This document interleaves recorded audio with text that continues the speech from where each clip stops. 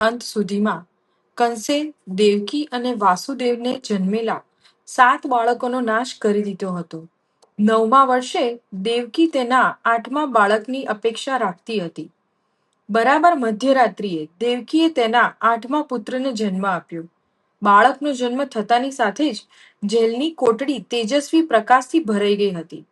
એવું લાગતું હતું કે હજારો સૂર્ય એક જ સમયે તે અંધકારમય અને ધૂંધળા કોષમાં ઉતરી આવ્યા હતા. વાસુદેવે નાના છોકરાને ગળે લગાડ્યો.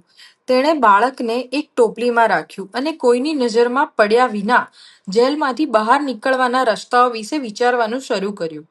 બાળકને ટોપલીમાં મૂકતાની સાથે જ તેના સેલના લોખંડનો દરવાજો જાતે જ ખુલી ગયો. વાસુદેવે બહાર નીકળ્યા અને આશ્ચર્યચકિત થઈ ગયા કે બધા રક્ષકો જાણે કોઈ જાદુઈ મંત્ર હેઠળ સૂઈ ગયા છે. તે સીધો તેના મિત્ર નંદરાજના ઘરે ગયો. વાસુદેવે તેના નાના છોકરાને યશોદાની બાજુમાં બેસાડી તેને અલવિદા ચુંબન કર્યું અને નાની છોકરીને પસંદ કરી. દરમિયાન ગોકુલમાં ઉજવણી કરવામાં આવી હતી. બધા બાળકોને આશીર્વાદ આપવામાં આવ્યા. નંદ અને યશોદાએ છોકરાનું નામ કૃષ્ણ રાખ્યું. આમ કૃષ્ણનો જન્મ થયો.